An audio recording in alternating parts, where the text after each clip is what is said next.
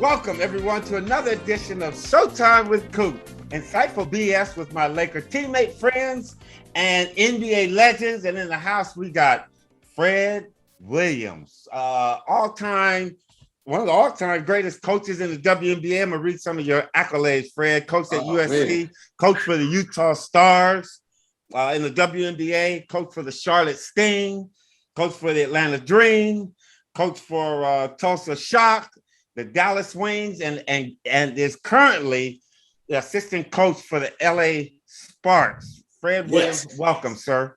Thank you very much, Coop. I'm honored to be here with you, my man. Well, Fred, there's a lot we want to talk about, and we're going to cover the WNBA, but first we're going to cover some of the BS, the bullshit we got to go through, okay? And that starts with our relationship, and our friendship goes all the way back to, 1977, 78, actually further back than that, 74, at the Joe Weekly Summer League over at Crenshaw High School. That's what we're going to talk about. Now, Ari, for you, that was probably, Fred, kind of correct me if I'm wrong, would be equivalent to like the Rucker League in New York, right? Yeah. Absolutely, and I played in that too. But that Joe Weekly League. Wait! You played in the Rucker League? I couldn't even get invited to that shit, man. How you get invited? Yeah, I snuck in the back door one game just to play, and this dude named Helicopter dunked on me. I left right after that. Came back home. No, the Joe Weekly Crenshaw League, Ari, was a big league in the summertime where you had players from all of Southern California, obviously. We had a lot of players coming from back east to come play, but mainly it was a West Coast thing. And like I do compare the two Rucker League, I never got a chance to play in that, but going to play is where I first met Fred, and we became friends back there through the rivalry of playing pickup basketball. But it was a lot of fun. Marcus Johnson, Reggie Theus, Raymond Lewis, some of the greatest players that's ever played this game, played at the Crenshaw League. And Fred, when we think about that, what are your thoughts about going way back to those days? Man, those days, that was the foundation of really basketball for the city and and the state of California, because you also had some greats that came through, like Dennis Johnson, out of there, and you also had the Zeno brothers back then, came in. Like you said, Raymond Lewis was the all-time one of the greatest shooters ever. And man, for me, it just was a great feeling knowing that I got some good foundation of basketball, in my community. Now, Fred, growing up in those days and coming through basketball the way we did, what kind of steered you or got you into coaching? What got me into coaching, I really wasn't looking to be a coach. And at the time in 1982, Linda Sharp, who was the head coach at USC at the time, said, "Hey, you work in our basketball camp. You're doing a great job with the ladies. I like to present and offer you a position here with USC, Southern Cal." And what happened was I was like, I don't know if I want to do that or not. And then she says, "Well, I can offer you $500 in a Pinto and a nice." Fred, that was a bullshit car, man. If she gave you that car, that was a bullshit car. Pinto. Hey, cool. $500 in a Pinto. It's a true story. And so I said, "Hey, why not?" Everybody says, "Hey, they're going to have a great team, national championship, type players." And she said, "Your job is to really just guard Cheryl Miller and Cynthia Cooper, for the rest of the years of their college careers." And that's how I really got it started at Southern Cal. Wow. Fred, what's the biggest difference coaching women as opposed to men to you? The biggest difference for me, Coop, is about 1 or 2 seconds on the clock. You draw up a sideline play. And for the guys, you can throw something to the rim and dunk it in. For the women, you got to be a masterful guy to make it happen, for a 3-point shot, a layup, or somewhere in that range. But, the women game is really elevating over the rim now. So, I don't see much difference other than, they just get after it just like the guys, and they want to be taught the same way. So there's not a lot of difference. Fred, you were one of the coach that got me very interested in the WNBA. And I remember when I first tried to get around in 97, 99, 2000, I was coaching up at the Rhonda Wyndham Say No Classic up at USC in the summertime. That's kind of like what really got the hooks on me. And then talking to you when you were coaching in that league, what are the two best players or let's just say this, what is the best player you've ever coached in the WNBA? Best player I ever coached in the WNBA, and I'm going to say this fairly, is every player that I've come in hand with coaching, for sure. I think one of the hardest working players for me to see on a daily basis was Skylar Diggins.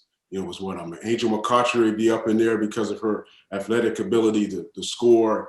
And, I can go on and on with a lot of names, but I would say, Skylar Diggins got to be right there, up there on my list of players. And a player back in the day in Utah was Jennifer Azzi, who's a Hall of Fame, guard who came out of retirement to play for me up in Utah a couple of times. And I would say that those just a handful of players for is the WNBA. Fred, there's two things I always say about the women's game that I loved, and I want to hear your feelings about it too. Is one, they look better in their uniforms because, again, some of these guys now got them big old baggy uniforms. Everybody's putting on a uniform. And number two, which is the most important one to me, is they smell better when they come back to the huddle. Wouldn't you agree with that, Fred? When they come back, women smell. I mean, I coached Lisa Leslie. Lisa was just it wasn't like she was playing. She was going to a fashion show. She's out there sweating, playing against some of the best players. But when they came to the huddle, they smell so good. Well, it's like they want to play good, look good, play pretty, smell pretty. And, a couple of times, I go back home to my wife. She says, "Where you been?" I said, "I've been coaching, babe." She said, "No, you haven't." So, these days they want to look good. But yes, they look better, they play better, and they play with style. Fred, did it stop you from hugging them? A player make a good play, you automatically hug them. But the scent is on you when you go home. Your wife, who you been with tonight? It's cool. It's just an automatic thing. I mean, basketball is basketball. You go hug, you go slap hand, high five, and you just forget about all that when especially in the battle. Now, Fred, growing up, coming up here in Los Angeles and having an opportunity to watch some of the greatest Laker teams in Los Angeles, and I was very happy and proud to be part of those teams. What did you think about the Lakers-Celtic rivalry? I thought that I was like. First of all, were you a Laker fan, even though you're here in LA, or were you a Celtic fan? I used to sneak in the games back in the day with Wilt Chamberlain and try to see Jerry West and Gail Goodrich, Happy Harrison, Michael Cooper, Byron Scott. I mean, I can go on and on with the name and list of people, man. I couldn't stand Boston. Talk about it, Fred. Come on, tell us about it, because we got a lot of people on here that hate the Celtics, and I got to get different views because I take it too personal. But you tell them your hatred for the green.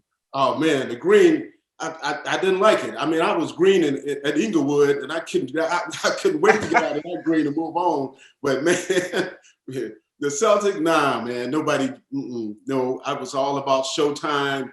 It was all about the Laker girls. It was all about the Forum Club, going to it. I used to walk and be trying to sneak into the Forum Club when I was 18. Man, that place, it was rocking, man. It was. Hey, Fred, listen, you better be glad you didn't get in there, because 18, you'd have been ruined. The Forum Club have ruined many good men.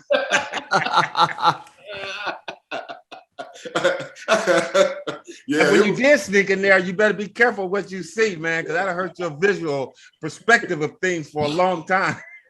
I was in there. Yeah, that's why I'm going blind right now. I was in there about 2 or 3 times. So I'm still getting my visual back. But man, it was a great time seeing y'all, man, play. I go back to a player that played for me, Cynthia Cooper, and when we was at those championship teams, I told you got to emulate Michael Cooper. I said, because here's a guy who's creating his own success story in his own role. Everybody. I mean, Pat Riley had 12 egos he had to deal with every day, and y'all, man, that was unreal. But Boston, nah, I could not. I didn't even buy a ticket for that, man. I was going to the parking lot with the janitor to come see that game, if that's the case. Right, you know what you say? Yeah, Cynthia Cooper play like Michael Cooper. Michael Cooper couldn't score. Cynthia Cooper, one of the greatest scorers in the WNBA. You should have picked somebody else. Peace. When you talk about you couldn't score, man, I know about the Cooper Loop, the back pick, go over the rim. Man, that's one damn play, man. If I got that, I had 2 points for the game. Cynthia Cooper was putting up 37, 40 on people. Hey, that's okay. That's 2 points that made you get that win. That's all right. That's all that matters. Fred, who is the GOAT in today's game to you? Who would you say? You know what? No, let's. I I guess that's the wrong way to put it. Well, let's go with that. Right now, who would you consider the GOAT? For us. The NBA. In the NBA? Yeah, in the NBA. In the WNBA? No, in the NBA. In the NBA, the GOAT would have to be LeBron. Why? He's been through the trenches of battle. You see that, some of the nicks and pains is hitting out there a little bit on him, and he's put a lot of years in this league. Won some championships. I would have to say he's the GOAT. Okay, so now I'm going to make it a little harder for you. In the last 20 years, who would you consider the GOAT? Oh man, you made it get it harder because I don't follow the NBA that much. If you gave me a couple of names, I might can put it in there. But okay, so you got Michael Jordan. The last 20 years, you got Michael Jordan, Kobe Bryant, Shaquille O'Neal, Kareem. You got to go further than 20 years for that. For Michael, Coop. Yeah, Mike. Oh, Fred, dig deep. Dig deep. I would say Kobe. Why? Because he can do it all. I mean, he can score inside, he can post up, he can run the floor, he can win you ball games, play defense, he can score, he can do all that stuff, man. Michael's right up in there. But I think all-time wise, for us, the GOAT would be Kareem Abdul-Jabbar. I'm with you on that, Fred. That's my guy. Kareem, of all time, Kareem would have to be the GOAT. Big fella with the hook. That's right. That was my first shot in high school, was a hook shot. You want to hear something funny, Fred? Yeah. Ari, who's your GOAT? MJ. Oh, God. Man, we need to stop the show right now. If you talking about, come on now. I thought you were going to say somebody from Dallas. Why MJ? Luka. Kobe, here's the thing. Michael liked Kobe because he knew that Kobe was never going to be better than him. Yeah. I mean, that's why he doesn't like LeBron. Michael doesn't like LeBron because he knew that he's going to actually threaten his greatness. But Michael could do, Kobe is one of the great scorers of all time, without a doubt. Yeah. You know what? That's the thing I hate about that GOAT thing, because I think if you put it in perspective, you'd have to go, who's the greatest GOAT of the last 10 years? I mean, so many great players have come along. I don't think LeBron touches Michael because Michael took the NBA to a whole nother level. Yeah. Both physically, but you could say and fashionably, because Michael. You could say too, though. Michael took it far enough to where LeBron could then take it now, which is LeBron has given the power to the players. Michael's ability to create a brand for the individual athlete took it only as far as he could take it. But LeBron was the new age era star that could basically give the power to the players. The players have all the power now. They're the ones that get to decide where they want to play and who they want to play with. That almost, it's one of those things where it's like you need the one guy to get to the other guy, because otherwise the game isn't going to evolve the way that it has. They both have been extremely influential off the floor. But all this has changed because I think every 10 to 15 years, the style of play changes. With all these different rules, you can do the sidestep, jumper, and all that stuff. Back in the day, that was a travel. You can, the Euro step. Yeah, Euro step. That was definitely a travel. So it's really changed for us, the style of thing. Now you can push off on a crossover and shoot a jumper on the defensive play. Michael Cooper wouldn't stand for that. He was gonna put you out. He had 6 fouls. He's gonna use at least 4 of them, making sure you didn't get it up in 4 quarters. Oh, Coop would have given a lot of flagrant 2s in the modern game. A lot of flagrant 2 fouls. All right, now you know why I love Fred Williams. I love Fred Williams. That's why. But all right, you know what? I'm going to backtrack a little bit on that. As far as LeBron gave the power, I think the power came when you started getting those big three and the super teams, people coming in and mixing up. But going back to Jordan for a quick second, I think Jordan took the game to another level, both physically and fashionably. Because remember, we were in Daisy Dukes until Jordan came, and then Jordan had them long shorts and took the game to a whole nother level. Agree or disagree? Yeah. And the shoes. And the shoes. That's true. That's true. And even today, they're trying to bring back the Daisy Dukes, that old John Stockton look. You know, I saw a college team the other day. The whole team had it on. I say, "Oh man, it's right. It's going back to being short shorts again. It's coming back, Yeah, because Fred, you can move, you can jump, you can get down and play defense, and them long shorts, people can't move. Hey, Mike, the ladies want to see the legs. They came to the game to see the legs. Thank you, Fred. I didn't want to say that, but thank you. They want to see them big thighs, for the game, chocolate thighs, and all that. They want to see all of that. Yeah, before the game, we used to grease our legs up, man. They want to see the legs. You can tell Coop heard that a lot for women because if there's somebody that had long ass legs, it was Coop. Right. Coop's all legs, and big calves. The women want to see that, but yes, the GOAT of all time. I would agree with you on that. As far as current player, LeBron James is definitely that. I think he has some rivals with him. Steph Curry and Durant are rearing their head, but LeBron has taken this game and has given the power to the players like not at any point in time in the NBA. Fred, who's the GOAT in the WNBA? I said it earlier, Diana Taurasi. I mean, she's of all time. What WNBA is going to their 27th season? Of all times, for me, it'd be Cynthia Cooper. I was gonna say, not Cynthia, yeah. But are they going? The WNBA is going to their 27th season this year. What year is it for them? 26. 26. Okay. Up, yeah. Of all time, the greatest player you're saying is Cynthia Cooper. Yes. Why? Championships for one. Can talk it. Can back it up. Was like 30. When she was like 38, 37 coming into the league when they started playing back in the day in '97. And just made it happen, man. I mean, she didn't start in college, but she got better going overseas, and then came over here when the league started, and we tore it up ever since. So my friend, now listen, I was around back then. Yes, I'll agree a little bit with you on that because I think the greatest player of all times is Lisa Leslie. But Cynthia Cooper had Cheryl Swoops, Tina Thompson. She had a fucking loaded team, man. It's easy to be great on that and be considered all-time great. Yes, they won 4 championships. They won the first 4. But you know what? I'll agree with you a little bit, Fred. Yeah, she was a terror, man. But I have to give it to both the Trojans. I mean, Lisa for sure in there. But I think with Coop, because of the championship stature of things, they weren't winning that when they first started out. They were losing. When they first started with that group, they had to figure it out. And once they figured it out, it was lights out. It was on. They didn't have size. They didn't have nobody who was, 6'7" or 6'6". They had people who were 6'4", 6'3", and they were just doing their thing. And Lisa, she's definitely, I would have to give them two the tie for as the all-time, GOATs in this league. Coop out here talking about having good players. He played with 2 of the 10 greatest players in the history of the league at one time. Oh, yes. Kareem and Magic? Right. Right.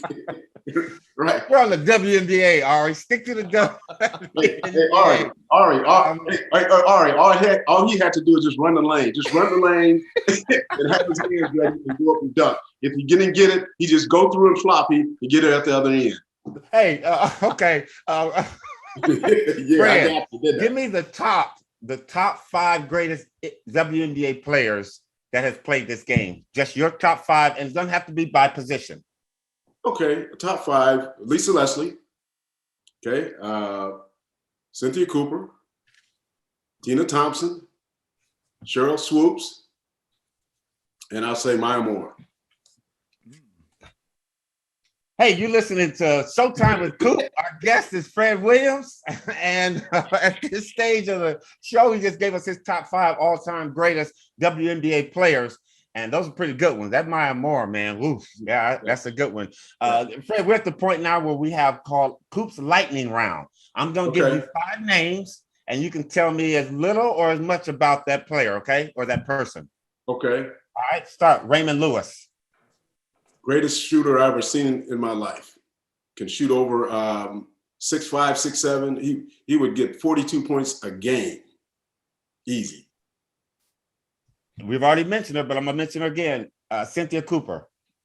Triple threat player. I call her the Muhammad Ali of women's basketball. She'll talk it and she'll back it up.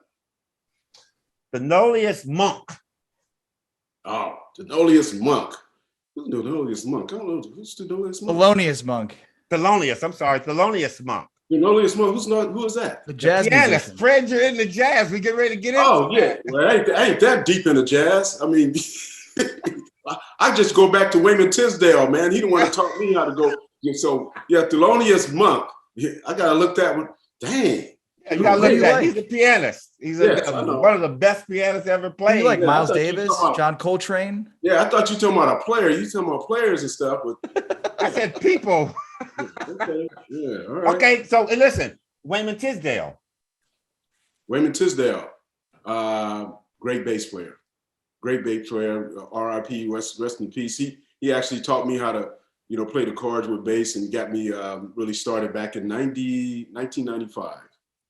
And Wayman was what, 6'10", 6'9", 6'10"? Yeah, 6'10". He played for several teams, and he was a good, good post player, man. Very good post player, solid. Lisa Leslie. Oh, she's just the dream, man. The total package.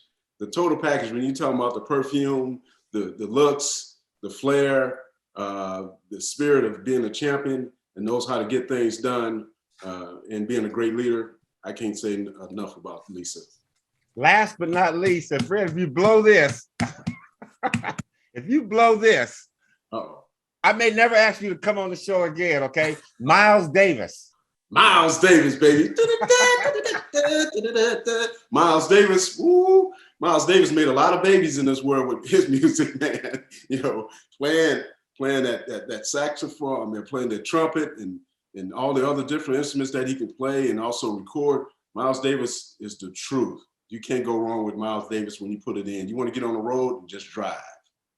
Well, you listen to Fred Williams, and Fred, aficionado at basketball, but Fred also loved jazz. That's why some of my people were jazz people. And I'll talk a little bit about you, Freddie Bass. Now we're going to go from Fred Williams to Freddie Bass. Tell us a little bit about how you got so involved in the music. I got involved with music back in the day, especially for one, I had my car, which was a Toyota Corolla, and I put, had a rooftop, the rims, then I had the 808 bass in it. And so people knew when I came down the street, they'd be saying, hey, there go Freddie Bass. And so that's how I got the nickname Freddie Bass. And then I started playing, got instruments back in the late 80s and started playing the piano. Then I started playing the bass by ear. So everything I do is by ear. And so after, in the 90s, I just said, hey, I got all this equipment and stuff. I might as well build me a studio. So I built a studio, in-house studio, and I started, produced my first CD, was called Game Time, back in the day. And that was like in 97, I think it was. And then ever since then, I just started, making music and write songs and lay down tracks. And that's what I do in my spare time. Most people want to go play golf and read books and that type stuff. I like to, put music together in different sounds. I send Michael a great deal of my stuff, and he kind of listened to it, let me know if it's good or not. So far it's been on 100. It's very good, Fred. And how do you play with the group, or do you kind of do everything yourself and put it together? I do everything myself, put it together. I have an in-house studio here at home, and I go in there and plug up the keyboard. I work off of Pro Tools and GarageBand, but I use every instrument. The only instrument I don't use in the house live is drums, and I use the electric drums that they have come with the GarageBand and also with some of the other plugins. But yeah, I do everything track by track. I don't sing, I haven't gotten that. Only singing I do is like Barry White. Hey baby, come on, but I can do those. But I ain't got there yet to put that out. Fred, your voice is not deep enough and not sexy enough. No, so yeah, stay to this. Yeah. Only in the morning when I wake up. Fred, talking about music, and again, the fun part about music, and Cream was a big jazz person as well as myself, to just name a few. How can you correlate the two, being a good basketball team as far as being a good jazz group? Let's put it that way. It's like, and I explain this to my team many a times. Music is like basketball. You got to be a rhythm. Everybody's got to have that chord. If you got a band together, everybody's got to be in tune to each other. And usually when you start out the first of your season, in training camp, wherever, you kind of off sync. So you're trying to get everybody on the same page. So by the time mid-season and in the end, that everything is all in tune, you can make that little run and then put it out there, to be played. But music and basketball go hand in hand. I think I started back in the day, and Tina Thompson told me this a long time ago, who's at Virginia right now, coaching the women. She says, now, Coach Fred, I understand why you play music during practice. I said, yeah, Tina. I said, have you ever heard of a quiet game? She says, no. I said, so I play music during my practices, but I take out it could be a hip hop song, but I take out the rap part. And so everybody's in tune and rhythm. And that's how I equivalent that with music. Wow, I'm getting ready to do that. Listen, Fred, I'm gonna throw something at you and tell me what you think. Okay, some of the greatest, the 5 bass player, would that be a quintuplet? Yeah, quintuplet with 5 players. Okay, you have, and I want you to give me your team. I'm gonna give you a team. I want you to give me a group after it. Okay, so first you have Magic Johnson, Michael Cooper, James Worthy, Jamal Wilkes, and Kareem Abdul-Jabbar. Mm-hmm. Now, I liken them to Miles Davis's group, with Magic Johnson being Miles Davis, mm-hmm.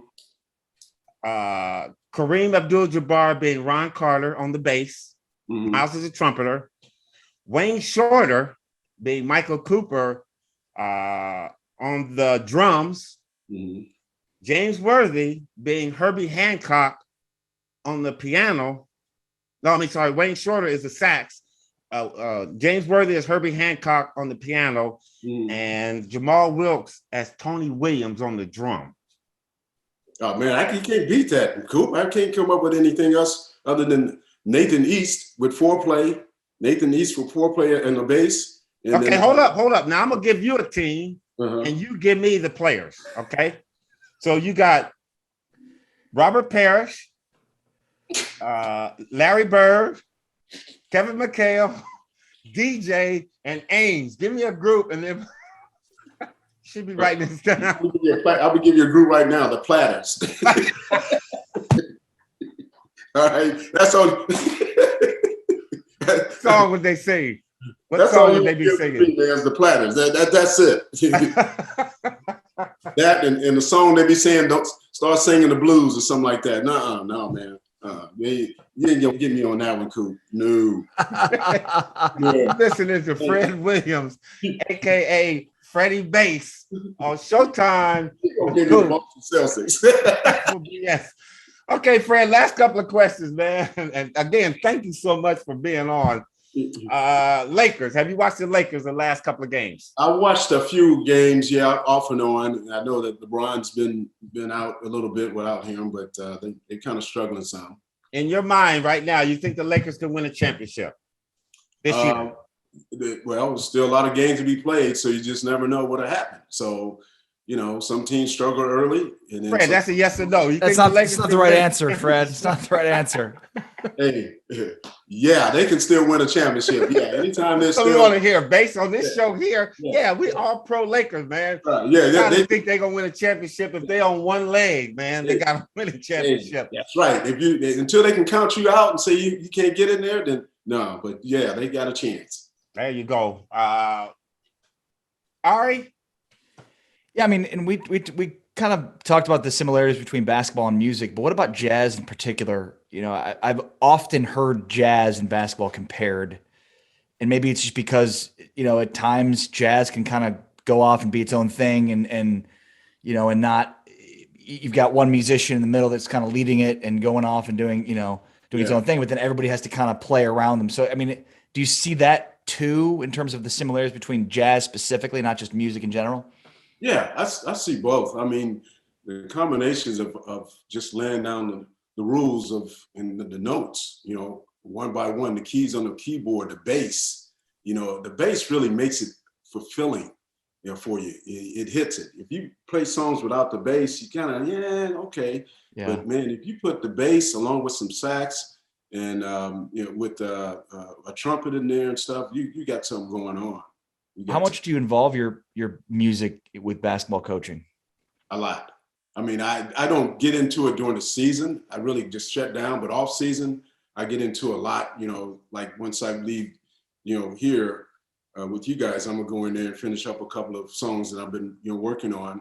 But I have passion for it, but it's just good therapy, man, because you think about things after games. Sometime I go and write and play on the piano, and it helps me think about things and what happened while in that game I just played or whatever.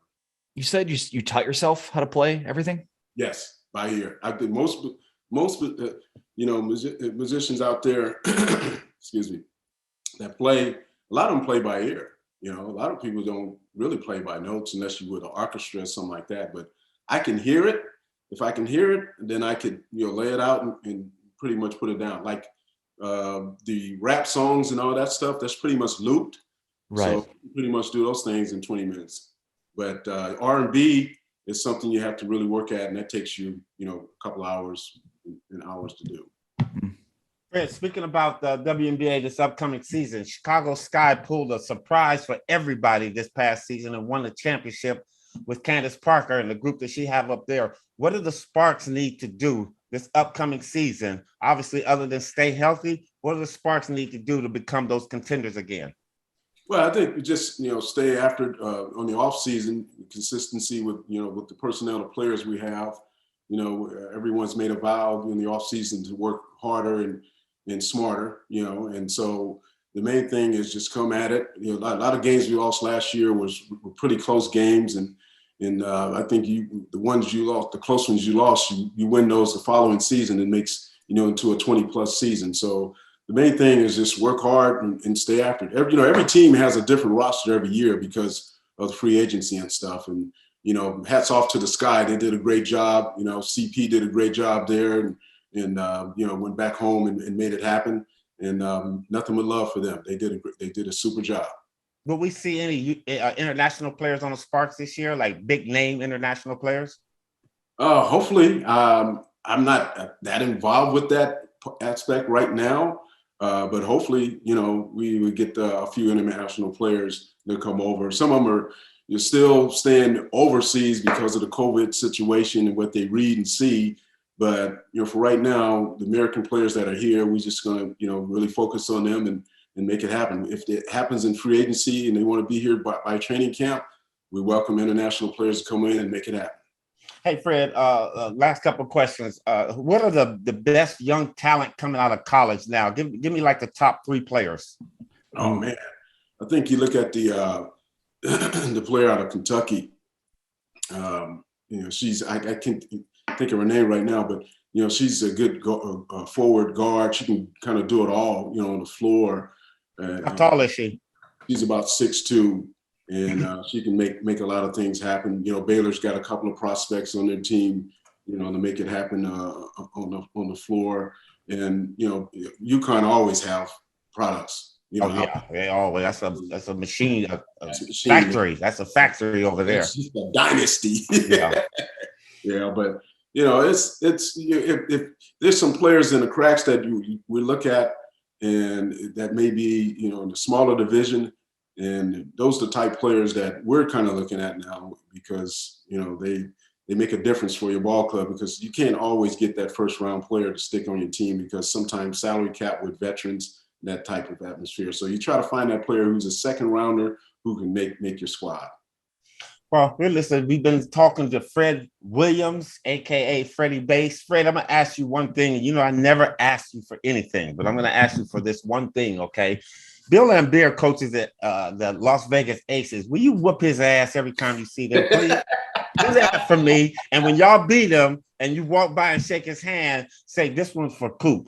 Coop told me to send this to you, and give him a kiss on the cheek if you want to, or you can smack him on the side of his head. Got him, okay? Oh man, Bill and I go way back. From when I was playing in Inglewood. I remember when Bill really couldn't walk and chew gum at the same time. He played at Palos Verdes High School, and they were in our conference, and we played a great deal. And back there, I was named the Wizard, and I used to drive the lane trying to, back then you couldn't dunk, but I can finger roll, scoop under. I used to get them. But then when we encountered ourselves going against each other in the pros here, we kind of reminisce. Bill, he's gonna, I don't remember you. I'm like, yeah, you're gonna remember me, big fella.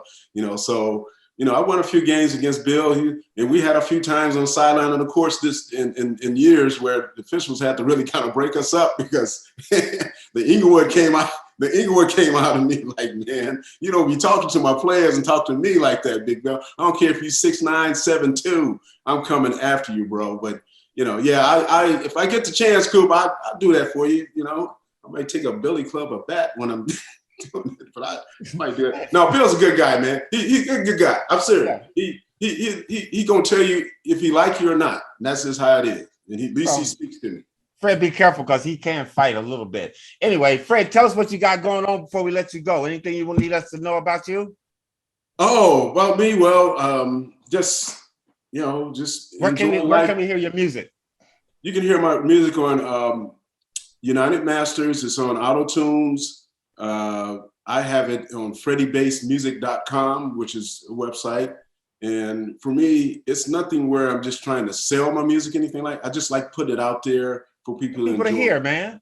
Yeah. So I mean, that's what I do.